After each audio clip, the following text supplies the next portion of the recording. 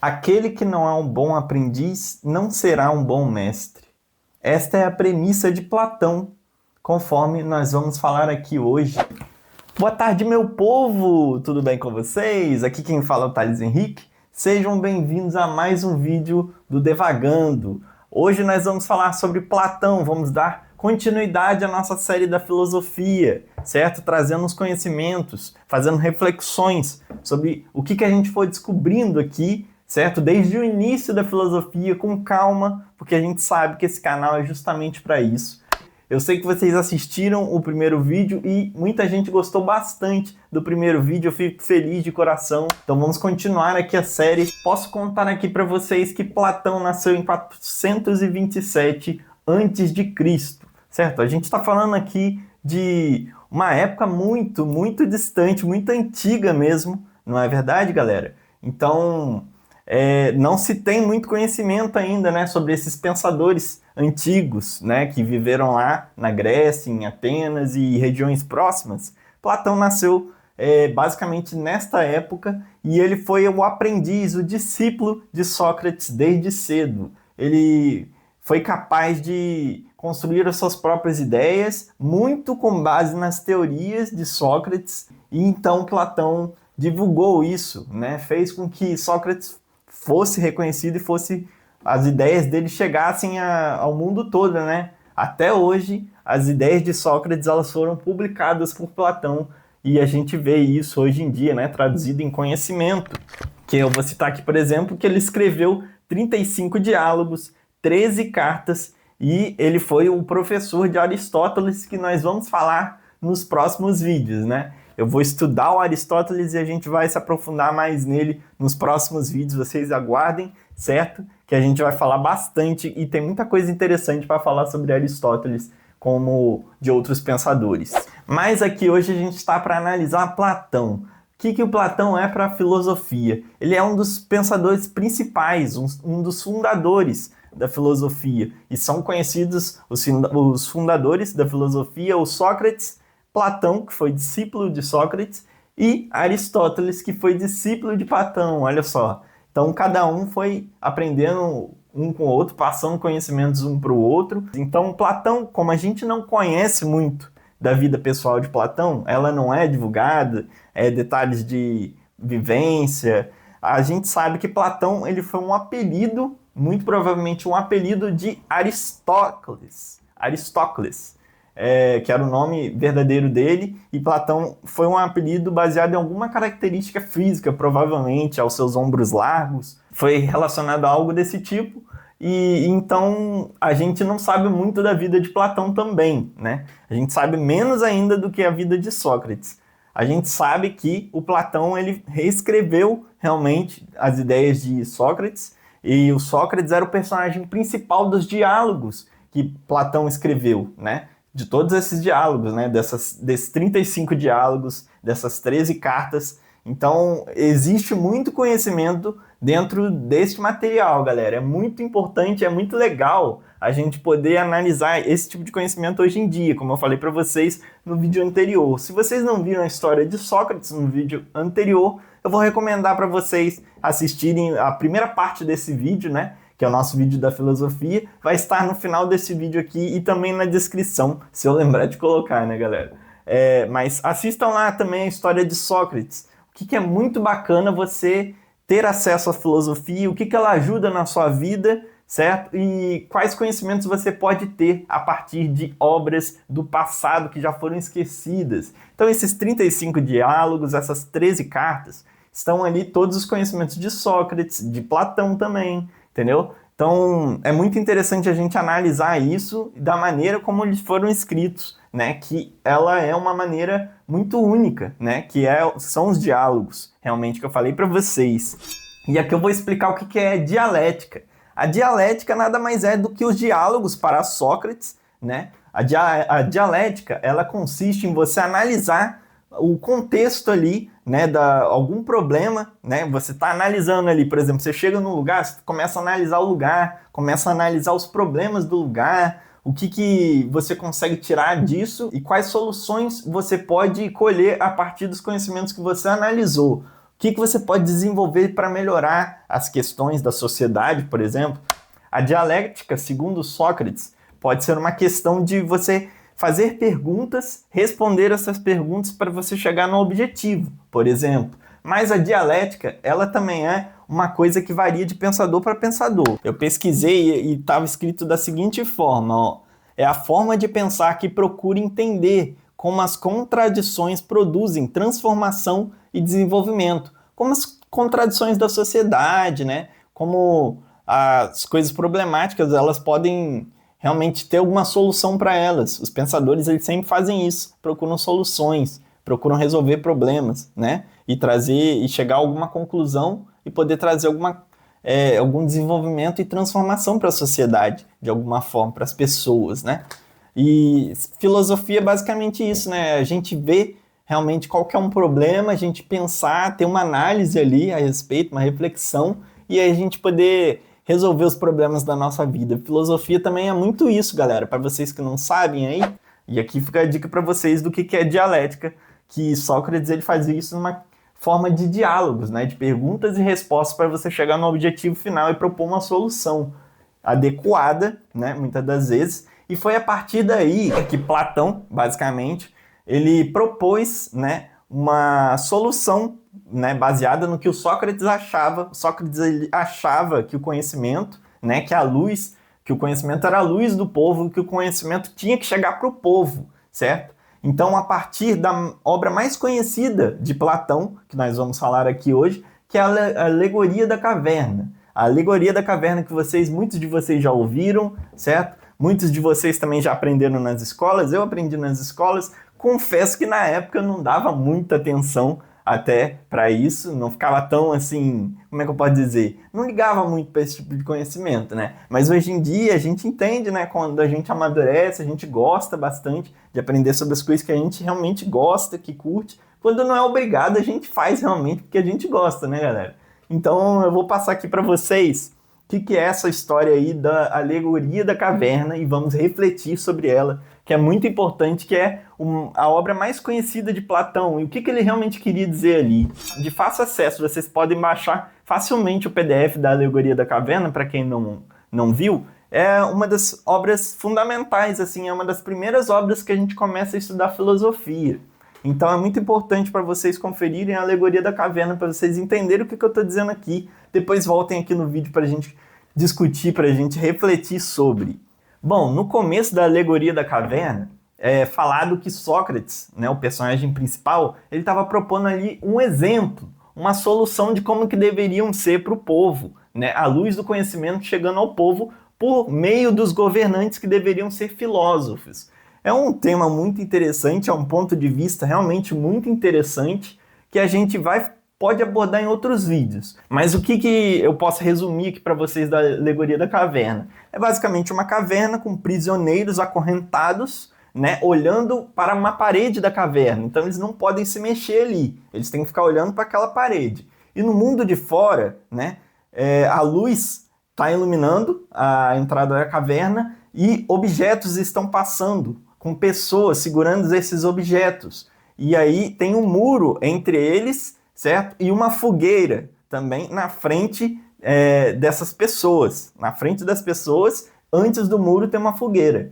E aí o que acontece? Essa luz da fogueira, né, e a luz que está adentrando a caverna, vai iluminar essas pessoas e esses objetos, fazendo ilusões, fazendo com que as sombras desses objetos que rebatem no fundo da caverna façam parecer figuras distintas, figuras diferentes, e que os prisioneiros fiquem olhando o tempo todo para essas figuras. Eles ficam olhando para essas figuras e elas vão tomar formas, né, que pareçam reais para essas pessoas. Aí vocês começam a entender qual que é o propósito dele aqui, esse propósito de construção, né, dessa obra maravilhosa, tanto fisicamente como intelectualmente. Essa obra é fantástica, porque ela provoca você de alguma forma, ela vai provocar vocês de alguma forma, vocês vão sentir alguma coisa ali, vocês vão se sentir provocados a entender o que é aquilo ali, o que aquilo está querendo dizer pra gente. de verdade, né? Isso é o que é o mais legal da filosofia, isso é o que é o mais legal dos diálogos, que a gente tenta entender o que estava querendo ser passado ali pra gente, né? Através desse conhecimento extremamente antigo, mas de valiosa concepção. Então é muito interessante a gente analisar essa alegoria da caverna e eu vou continuar aqui para vocês. Então os prisioneiros eles estão vendo ali, né, naquelas sombras, essas figuras que não são realistas de fato, né, porque os objetos eles não estão sendo enxergados no seu concreto, né, eles não estão sendo enxergados de maneira verdadeira. Então, um prisioneiro que for retirado daquele ambiente ali, né, dos outros, e conseguir subir, e quanto ele mais vai subindo, quanto mais ele for subindo, mais ele vai conseguir enxergar a diferença da convivência que ele estava tendo lá atrás, entendeu? Lá no fundo da caverna. Então, ele vai vendo essa diferença crescer cada vez mais. E quando ele chega lá em topo da caverna, e a luz do sol bate sobre ele, né, porque ele ficou muito tempo. Os prisioneiros ficaram muito tempo acorrentados. E lembre-se, só saiu um prisioneiro até agora. Então a gente tirou esse prisioneiro, ele foi lá para cima, ele se deparou com a luz do sol e não conseguia enxergar nada. A primeira coisa que a gente pode notar é que as coisas que a gente começa a assimilar, elas demoram um tempo, não é verdade? É como a luz do sol tá batendo para a gente só enxergava as coisas no escuro e do nada a luz do conhecimento chegou a gente. A luz de outro mundo chegou a gente. É isso que se fala muito de Sócrates e Platão. É o que eles mais defendem em suas teses. É que existe um mundo acima do nosso, um mundo que eles chamam de inteligível, o mundo que está acima das formas, que está acima do sensível, do mundo em que a gente sente as coisas, do mundo concreto. Esse mundo, ele é um mundo perfeito, ele é um mundo da verdade. Ele é um mundo das ideias, entendeu? Então, você sair da caverna, isso é uma coisa que você se acostuma. É uma beleza tão grande, entendeu? Que eles vão começar a notar, depois de você sair da caverna ali, que é isso que ele quer dizer, entendeu? Com acesso à luz, com acesso ao conhecimento, a pessoa começa a se deparar com essas diferenças. Primeiro, ela vai ficar muito confusa. A pessoa ela fica confusa, o prisioneiro fica muito confuso, porque ele estava ali preso, né? Ele só via aquelas formas que eram esquisitas, estranhas, né? Mas para ele eram normais dos objetos. E aí ele começa a perceber que esses objetos, eles são reais de verdade. Ele começa a acompanhar as formas, começa, entendeu? A entender como que é feita as coisas, entendeu? Começa a ver como que o mundo é lá fora. Aí ele começa, primeiro ele está confuso, ele não sabia que isso existia realmente. Ele tinha toda aquela sua ignorância, assim como os outros prisioneiros têm toda aquela ignorância daquela vivência que eles têm ali, limitada realmente, ao ponto de perspectiva que é baseado só no que eles estavam convivendo ali, na vivência deles mesmo. Então depois que ele vai lá para cima da caverna, sai da caverna, ele está em outra realidade, ele está em outro mundo, em outro plano ali de compreensão das coisas.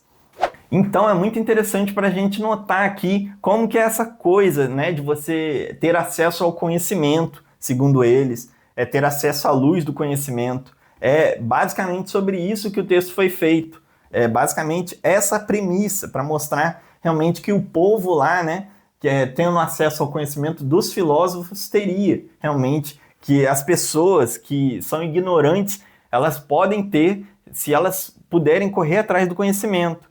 Só que ele não termina por aí, galera, não termina por aí. O prisioneiro, não estando satisfeito, ele ainda pegou esse prisioneiro e ele falou que se ele acorrentasse, se voltasse para aquele mundo, né, acorrentado de prisioneiro, depois de ter subido, a pessoa ia ficar lamentando por causa dos outros prisioneiros que estavam lá, né? O prisioneiro que saiu, né, aquele que foi liberto, vai ficar lamentando pela limitação da vida dos outros prisioneiros, vendo formas que eles não sabiam julgar. Porque ali ele já viu os objetos ali, por exemplo, ele viu as cestas, vamos dizer que eram cestas, vamos dizer que eram estatuetas, né? Que estavam passando ali como objetos e estavam refletidos, né, na parede da caverna, vamos dizer que era isso, né?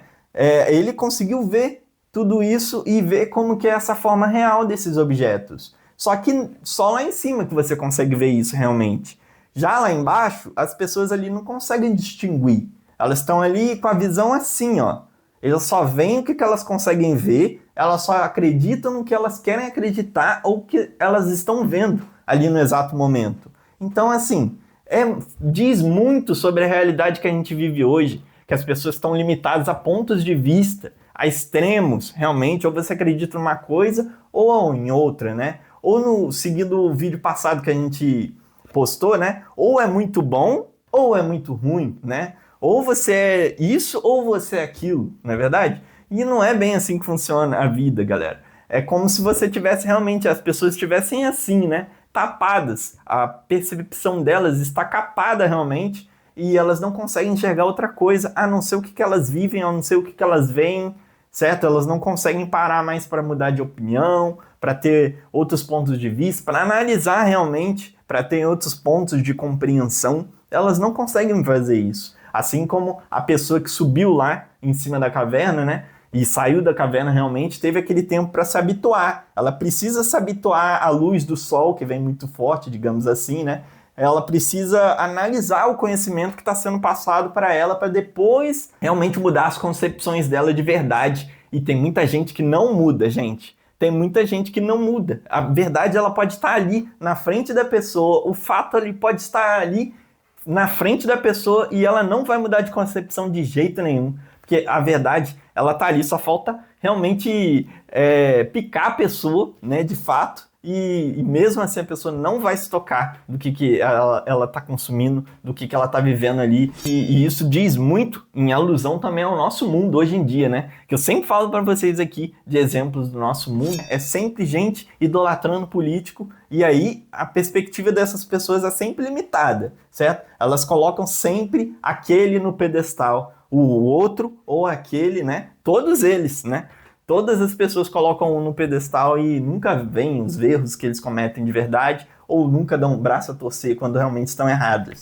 Ninguém quer acreditar nele ali, porque além dele não querer ficar ali preso, diz que ele, o prisioneiro, ele tenta falar das verdades ali, tenta falar do que aconteceu lá em cima na caverna para os outros, né? O que ele vivenciou ali, e os outros tiram sarro dele, basicamente, né? Não acreditam realmente no que ele está falando ali. Não acredito que existe um mundo acima da caverna, que eles estão olhando ali, não acredito nisso. Por quê? Porque eles estão vendo aquela perspectiva só, eles estão presos dentro da caixinha, daquela realidade, eles estão vendo as formas daquela maneira. Vamos supor que eles estão vendo ali dragões, sabe, qualquer coisa ali, qualquer bicho ali que eles estão vendo ali a partir dos objetos, eles não estão vendo os objetos de verdade, eles não saíram em busca da luz do conhecimento. Isso diz muito a respeito do nosso país, de pessoas que são muito ignorantes e às vezes que preferem a ignorância. Sempre que você preferir a ignorância, você não vai dar certo para você, não vai dar certo para as pessoas ao seu redor.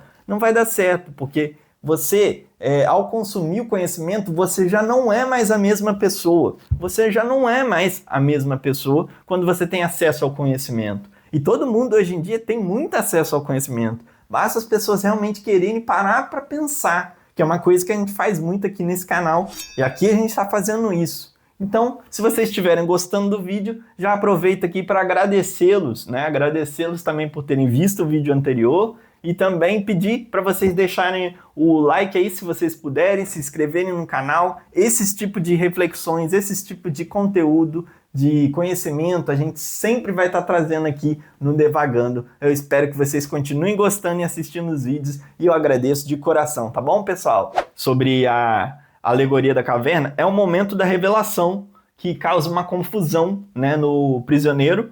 Depois ele se habitua, ele começa a pensar no que ele está vendo ali e a concluir as suas ideias, realmente ver que existe mais além daquela existência anterior lá do fundo da caverna.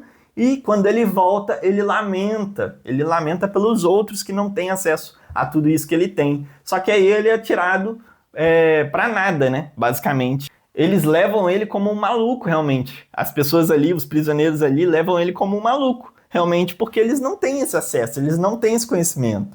Então, quem tem o conhecimento, ele tem a luz. É um conhecimento que você não pode tirar de ninguém, como a gente já falou muito aqui nesse canal. Quem tem o conhecimento, ele tem a chave de muitas portas, realmente. Então é um conhecimento muito valioso, galera, que a gente está refletindo aqui sobre a moral dessa alegoria da caverna. É fantástico, assim, ela é provocante realmente, porque oferece um ponto de vista muito interessante, perspectivas muito interessantes se você observar esse texto e dependendo do modo que você quer analisar ele funciona para muitas coisas. A gente pode tirar conclusões muito boas, tanto teológicas quanto filosóficas, como também até científicas. A gente consegue obter a respeito desse texto, se você analisar ele da perspectiva correta, realmente. E ele é fundamental, ele é provocante, é uma obra assim fantástica de Platão, né? De Platão e Sócrates, né? A gente pode falar assim, mas Platão ficou realmente muito reconhecido por fazer esse texto, a alegoria da caverna. E aqui eu expliquei para vocês como é que é fantástico o conhecimento retido nessa alegoria da caverna. Cada pessoa vai ter uma reação diferente quando lê esse tipo de obra, né? Esse tipo de diálogo, vai ter uma reação diferente. É um diálogo que está contido na República de Platão, se vocês pesquisarem aí. É muito interessante, galera. Confiram sim, leiam esse trecho aí para vocês tirarem as suas próprias conclusões sobre o que vocês pensam, né, dessa obra de Platão, a mais popular de Platão. Pensem aí o que esse texto remete para vocês, façam suas próprias analogias e qual que é a perspectiva de vocês. Se faz sentido também essa análise minha que eu fiz aqui da alegoria da caverna, se ela faz sentido para vocês também, porque para mim faz muito sentido. Só fazendo aqui uma correção rápida também sobre o meu vídeo anterior, eu falei que os sofistas eles pensavam de uma certa maneira, né? Eles eram enxergados de uma certa maneira, mas não quer dizer que eu desprezava completamente os conhecimentos. Eu só desprezava realmente, isso, como Sócrates, né? Eles cobrarem pelos conhecimentos, eles cobrarem realmente, serem relativistas. Isso realmente eu não me enxergo batendo com esse tipo de ideias deles. Mas eles também provavelmente foram muito importantes também para a história da humanidade, né? Eles realmente colheram vários conhecimentos para a gente. Então não é de se desprezar todos os sofistas, não. Com certeza alguns deles já devem ter ajudado muito Sócrates e Platão, né? Nem todos os sofistas eram ruins ou interesseiros dessa forma. Além da alegoria da caverna, Platão também é muito reconhecido pelo mundo das ideias. O que é o mundo das ideias, segundo está escrito aqui, galera? Ele é o mundo em que tudo é eterno e tudo é perfeito. A gente comentou aqui, rapidamente, aqui, né, sobre a alegoria das cavernas, aquele mundo perfeito que eu falei para vocês. Além do sensível, o mundo inteligível, o mundo das verdades, entendeu? Da verdade, que é um mundo não transitório e não sujeito a erros, né? Como é essa vida aqui que a gente vive, como esse mundo aqui que a gente vive. Não é um mundo sujeito a erros, é um mundo perfeito, é um mundo das ideias, é um mundo que não é transitório, que não é, a gente não vai passar por ele realmente está lá e a gente vai para ele algum dia, se a gente puder, se a gente for merecedor realmente, segundo ele, que os homens que estiveram lá e voltarão após a morte do corpo físico, ou seja, ele acredita que a alma humana ela é imortal, lá no mundo inteligível, né? Lá no mundo das ideias, no mundo perfeito, aquele mundo ideal, né, que a gente imagina.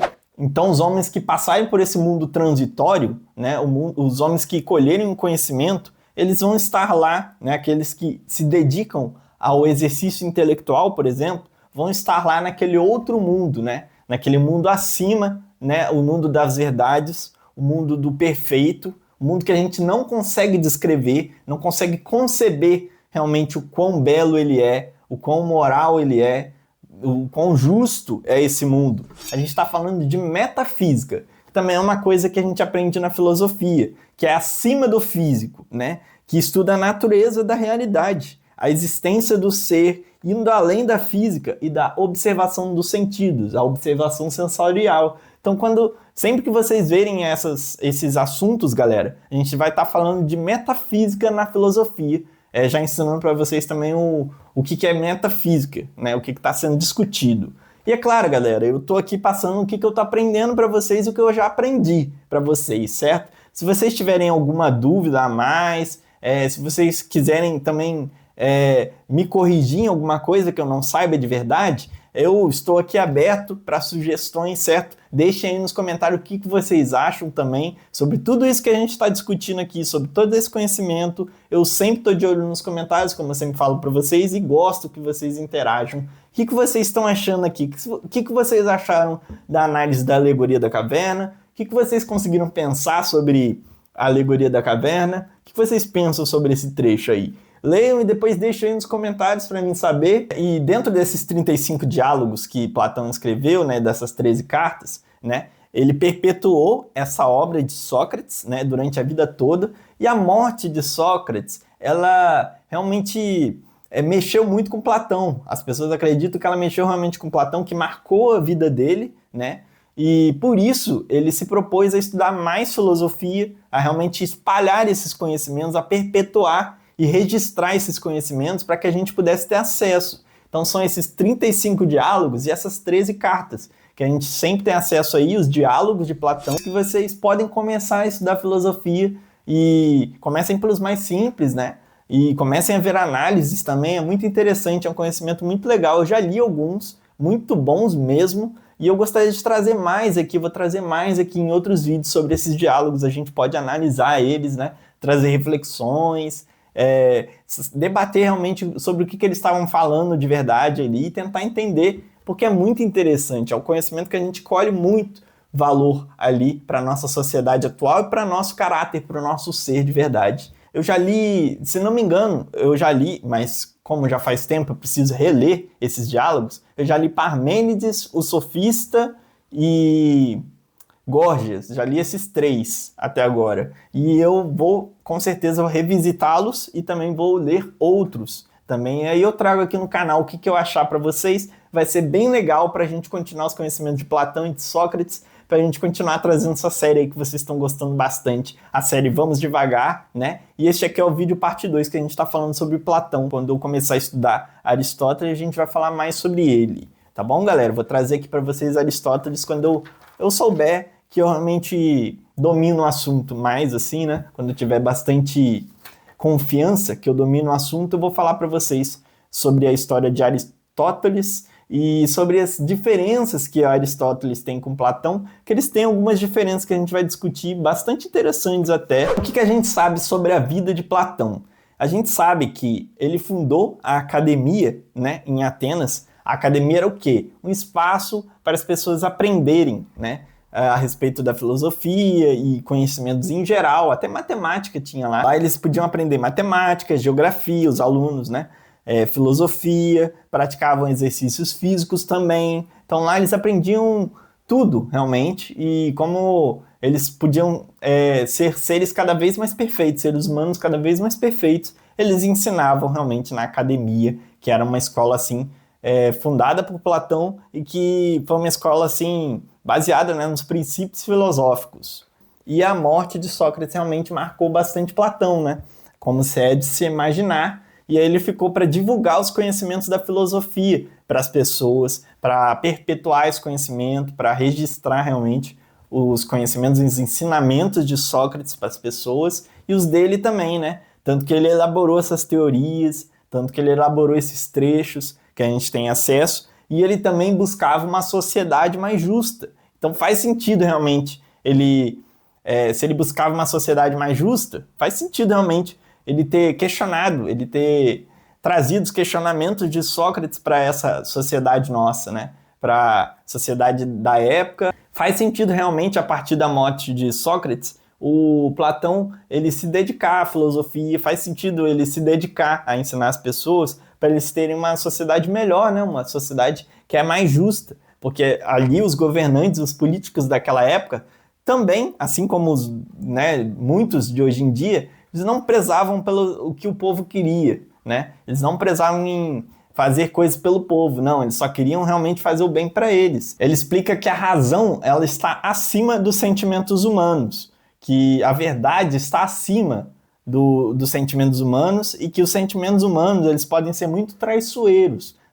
As coisas humanas elas podem ser traiçoeiras de verdade, segundo Platão. Ele acredita muito nisso. E tem muitas divergências quanto a Aristóteles.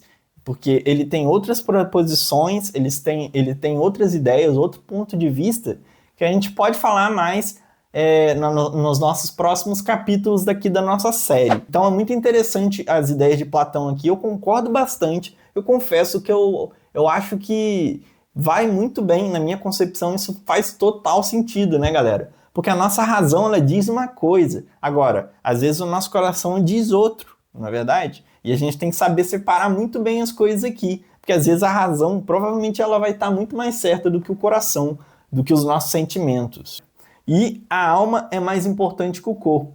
Então, o cuidado com a alma, né, o cuidado com a razão, ele sempre vem antes, para Sócrates e para Platão.